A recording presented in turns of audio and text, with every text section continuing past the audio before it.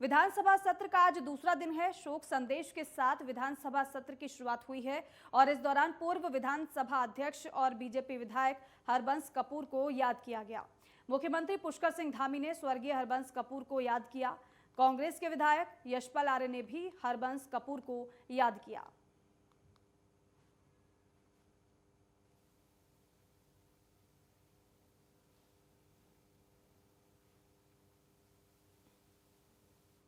और देखिए, उत्तराखंड विधानसभा सत्र का आज दूसरा दिन है और सत्र के दूसरे दिन सदन के बाहर कांग्रेस विधायकों ने प्रदर्शन किया है। विधायकों ने पुलिस पर गंभीर आरोप लगाए हैं और कहा है कि हरिद्वार ग्रामीण क्षेत्र में पुलिस कांग्रेस कार्यकर्ताओं को परेशान कर रही है। कांग्रेस विधायक अनुपमा रावत ने कहा है कि पुलिस कांग्रेस कार्यकर्ताओं का उत्पीड़न कर रही है और कांग्रेस इसे कभी बर्दाश्त नहीं करेगी। सदन के बाहर प्रदर्शन कर रहे कांग्रेस विधायकों से बात की हमारे संवाददाता ज्ञानेंद्र तिवारी ने। कांग्रेस विधायकों का सदन के सीढ़ियों पे प्रदर्शन साफ तौर पे आप देख सकते हैं। इनसे बातचीत करने की कोशिश की, क्या कुछ मामला है जिनको लेके आप यहाँ जो है प्रदर्शन कर रहे हैं?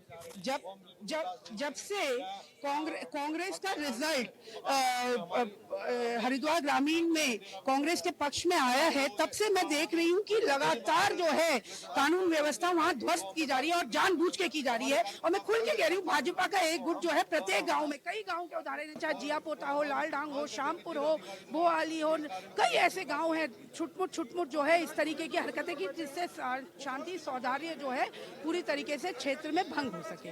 और इस वजह से जो है आज मैंने मुख्यमंत्री जी से भी कल बात की, उन्होंने कहा उनके संज्ञान में बात नहीं थी। अगर उनके बात इनके संज्ञान में नहीं थी तो इसके पीछे कौन है जिसके शय पर पूरी कानून व्यवस्था ध्वस्त की गई है, पक्षपातपूर्ण रवैया अपनाया जा रहा है।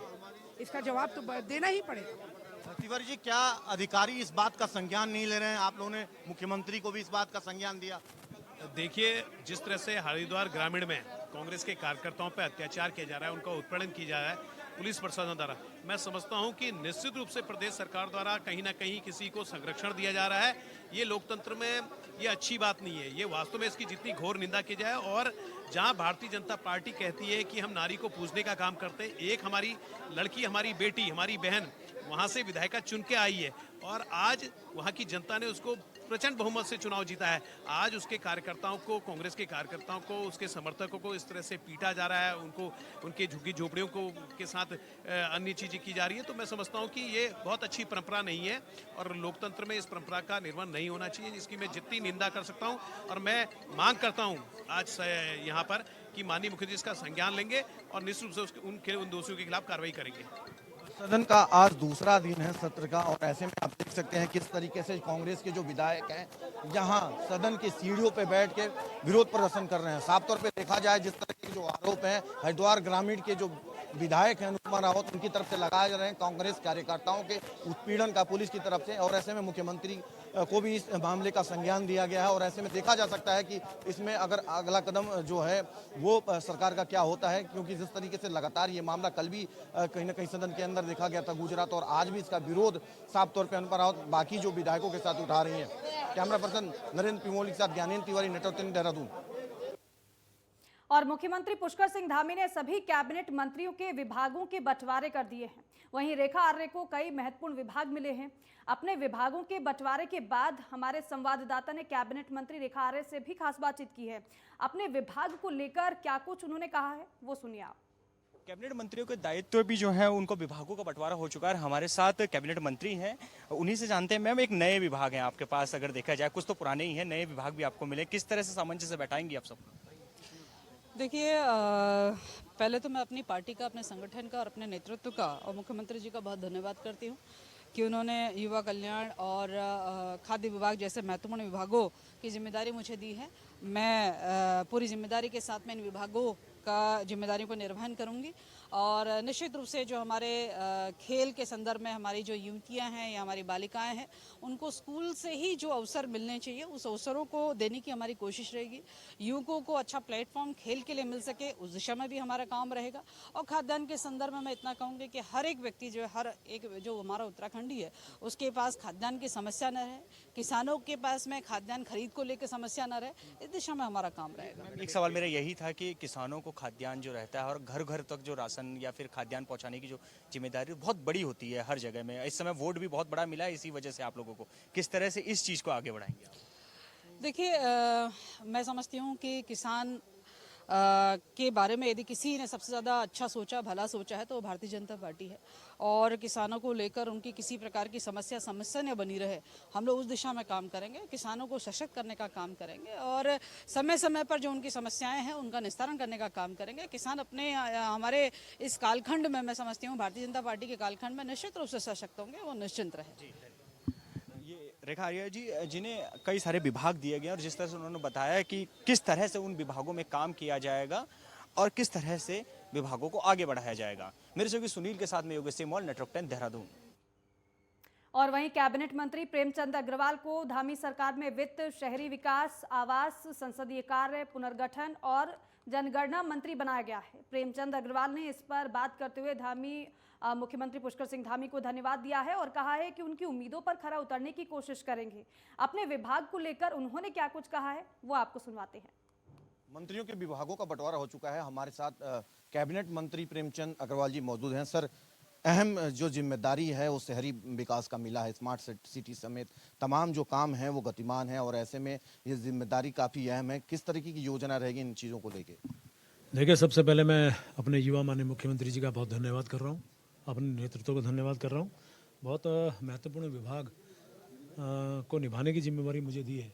मैं एक साधारण सा कार्यकर्ता, उसका इतना बड़ा जिम्मा देना, तो मैं समझता हूँ कि ये उनका मेरे प्रति एक विश्वास है जिस पे खरा उतरने की कोशिश करेंगे। जहाँ तक स्मार्ट सिटी या अपने निकायों की बात है, बिल्कुल बहुत जल्द मैं इसके लिए बैठक बुलाऊंगा। बैठक में हम लोग मिलके आगे जो भी योजनाएं हैं किस प्रकार से सही योजनाएं क्रियान्वित हों और जो गतिमान है योजनाएं उनके बारे में समीक्षा हम लोग मिलके करेंगे, तो जल्द सारे चीज़ें ठीक होंगी। अधिकारियों की जो तानाशाही है अक्सर सरकारों में देखी गई है, चाहे कांग्रेस भाजपा की सरकार हो।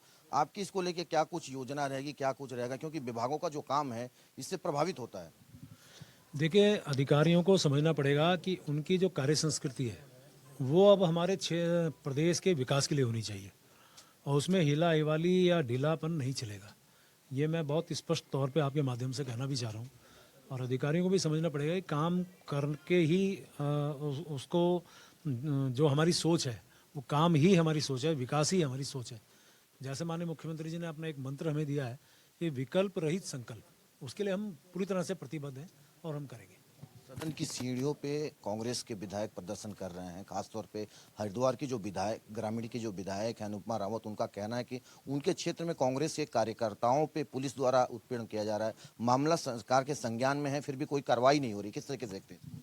देखिए, जहाँ तक कोई पर्टिकुलर केस के बारे में है वो मुझे अभी जानकारी नहीं है, लेकिन मैं आपके माध्यम से उनसे भी अनुरोध करना चाह रहा हूँ, सदन में आप अपनी बात रखिए, सरकार उन बातों का जवाब देने को तैयार है। आप सीढ़ियों पे बैठ के या एक हल्ला करके, मुझे नहीं लगता कि इससे कोई बहुत बड़ा लाभ मिलने वाला है। आज सत्र की कार्रवाई का दूसरा दिन है, एजेंडा क्या क्या होना? एजेंडा सिर्फ हमारे सामने जो लेखानुदान है उसको आज पास करेंगे और महामहिम राज्यपाल जी का जो अभिभाषण है उस पर जो धन्यवाद प्रस्ताव है उसको भी पारित करेंगे।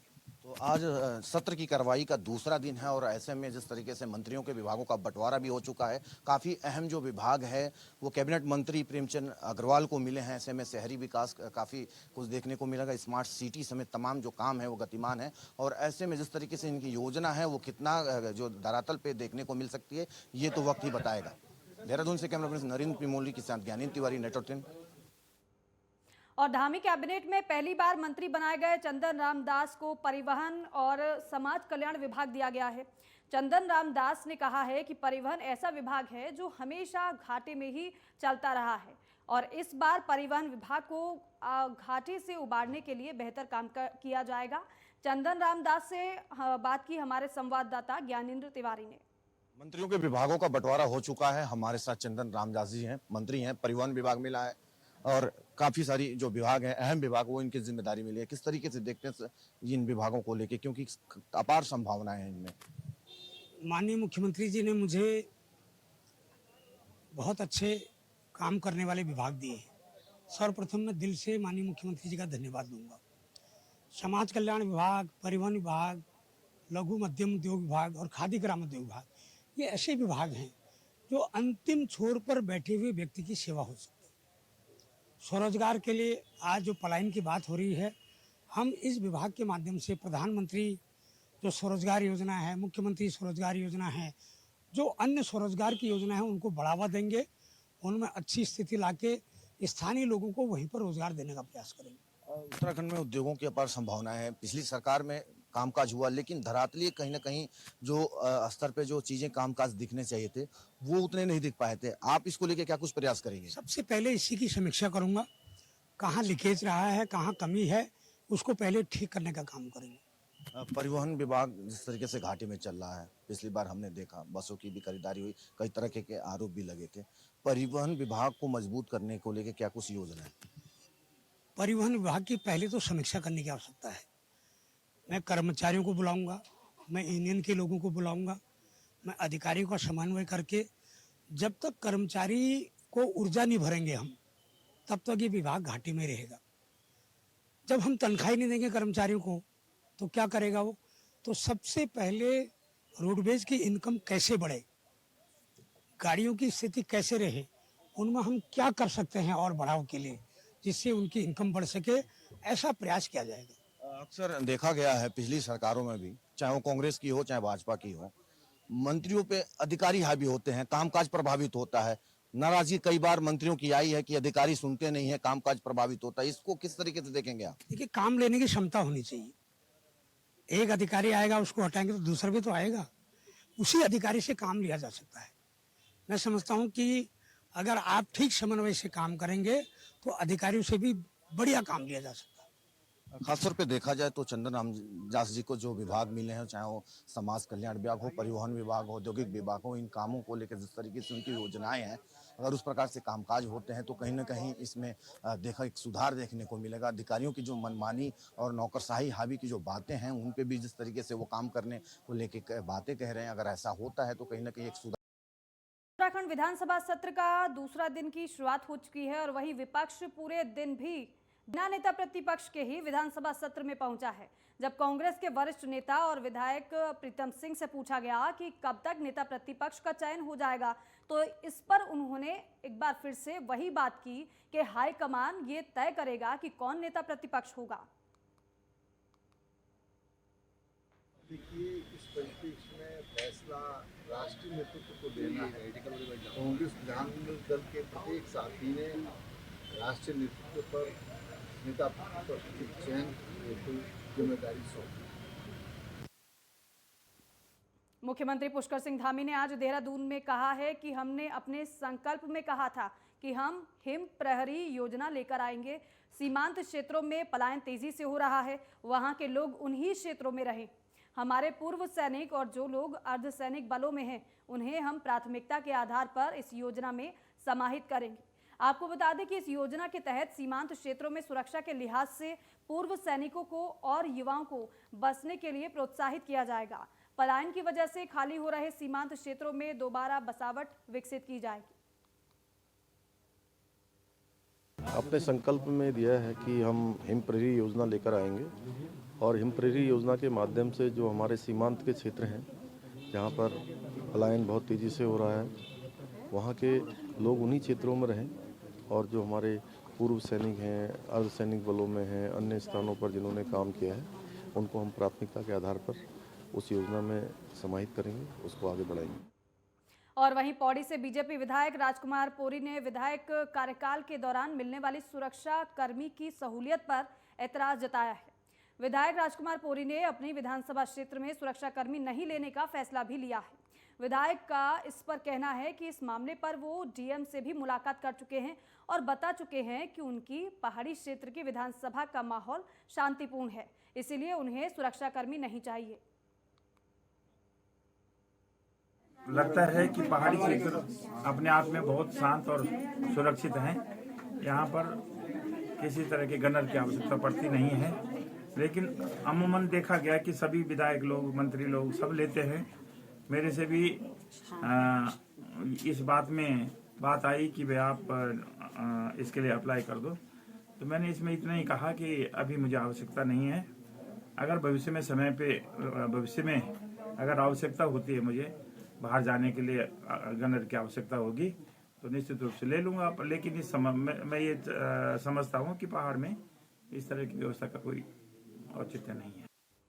और वहीं HNB गढ़वाल केंद्रीय विश्वविद्यालय में भौतिकी, फिजिक्स और अप्लाइड साइंस विषय में अब सहायक प्रोफेसर, एसोसिएट प्रोफेसर और प्रोफेसर के पदों पर नियुक्ति के लिए 7 अप्रैल से इंटरव्यू प्रक्रिया शुरू होगी और इंटरव्यू 13 अप्रैल तक चलेंगे। कुल मिलाकर 7 पदों के लिए 211 अभ्यर्थियों को कॉल लेटर भेजे गए हैं। इसके अलावा एक वरिष्ठ प्रोफेसर की नियुक्ति करियर एडवांसमेंट स्कीम के तहत भी होनी है। गढ़वाल विश्वविद्यालय में 11 संकायों में 45 से ऊपर विभाग हैं और इनमें भारी संख्या में संकाय सदस्यों के पद खाली चल रहे हैं। विश्वविद्यालय के चारों परिसरों में 478 संकाय सदस्यों के पद अभी स्वीकृत हैं और इनमें से 43 प्रोफेसर, 88 एसोसिएट प्रोफेसर और इसके अलावा 347 सहायक प्रोफेसर के पद शामिल हैं। वर्तमान में यहाँ 229 पद रिक्त चल रहे हैं। शिक्षकों की कमी से विश्वविद्यालय में पठन पाठन प्रभावित हो रहा है। छात्र सिलेबस पूरा नहीं होने की शिकायत कर रहे हैं।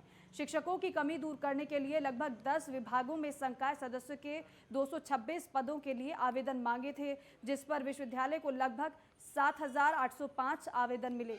विश्वविद्यालय के उप कुल सचिव डॉक्टर संजय ध्यानी ने बताया है कि संकाय अनुसार आवेदन पत्रों की स्क्रूटनी चल रही है।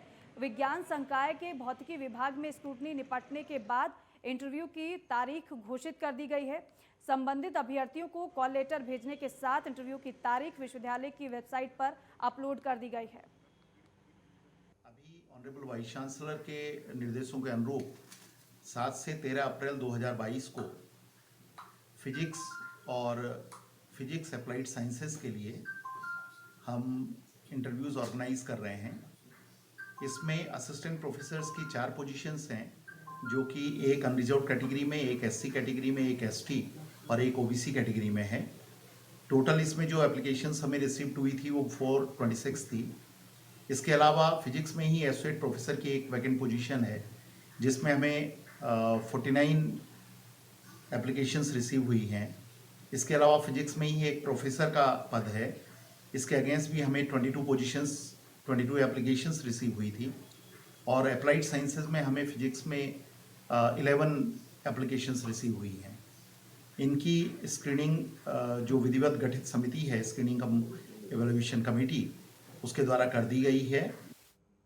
और हरिद्वार के सिडकुल क्षेत्र में एक व्यक्ति को अपना KYC अपडेट करना महंगा पड़ गया, क्योंकि इस दौरान ठगों ने उसके खाते से 3,24,000 रुपए निकाल लिए। वहीं शिकायत पर तुरंत कार्रवाई करते हुए साइबर सेल ने 2 लाख रुपए वापस दिला दिए हैं, लेकिन इसके लिए पीड़ित ने पुलिस को धन्यवाद भी दिया है। पुलिस के मुताबिक रामेश्वर यादव, जो कि सिडकुल के रहने वाले हैं, उन्होंने अपनी बहन की शादी के लिए बैंक खाते में नकदी जमा की थी और रामेश्वर के मोबाइल पर एक नंबर से कॉल आई थी और बात करने वाले ने खुद को बैंक कर्मी बताते हुए KYC के नाम पर खाते से जुड़ी जानकारी ले ली और उसके बाद खाते से 3,24,000 रुपए गायब हो गए। वहीं ठगी की जानकारी मिलने पर पुलिस ने कार्रवाई करते हुए पीड़ित को 2 लाख रुपए की रकम वापस करा दी है।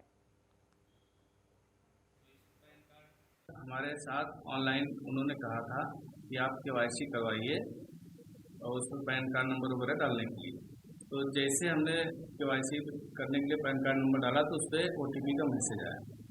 मैसेज जैसे आया वैसे मैंने जैसे उसको OTP डाला तो पैसे 3 बार डाला, तीनों बार कट गए और कटने का इकट्ठे बाद में मैसेज आया। जैसे आया फिर मैंने फ़ोन काट दिया और मैं तुरंत ऑनलाइन संपर्क किया और कस्टमर केयर में फ़ोन किया। उन्होंने फिर मेरा अकाउंट ब्लॉक किया और फिर मैं उसी के तहत जो भी मतलब कार्रवाई करनी थी मैंने किया। मैं ये सिडकुल निवासी श्री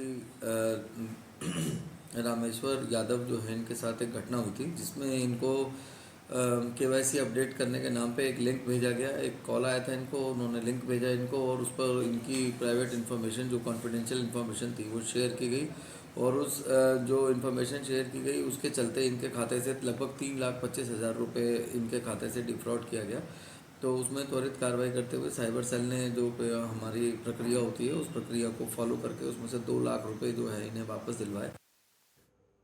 और उत्तराखंड पुलिस के जवान अरुण कुमार मौर्य की कैदियों को पेशी के लिए ले जाते समय एक्सीडेंट में मौत हो गई और इसके अलावा कांस्टेबल मनोज यादव बुरी तरीके से घायल हो गए। वहीं एसएसपी पंकज भट्ट ने बताया है कि उनका कैदी वाहन कैदियों को लेकर हरियाणा के जींद गया था, लेकिन वापसी के दौरान वाहन एक ट्रक से टकराकर पैराफिट में घुस गया और इस हादसे में एक जवान की मौत हो गई जबकि दूसरा घायल हो गया है। पुलिस ने बताया कि नैनीताल पुलिस की 2 टीमें कैदियों और मृतक को लेने के लिए, हालांकि मृतक के शव को लेने के लिए गई हुई हैं। जिले में 3 मुजरिमों की पेशी थी 420 की मुजरिमों की, और वहाँ से जब वापसी कर रहे थे तो बागपत के पास ये एक्सीडेंट हुआ है। हमारी प्रिजन लाइन को पीछे से ट्रक से टक्कर मारी गई है, जिसमें आपका जो है हमारे एक कांस्टेबल की डेथ हो गई है और उसके अलावा 2 इंजर्ड हैं, उनका इलाज अभी चल रहा है और आगे की कार्रवाई पुलिस द्वारा की जाएगी।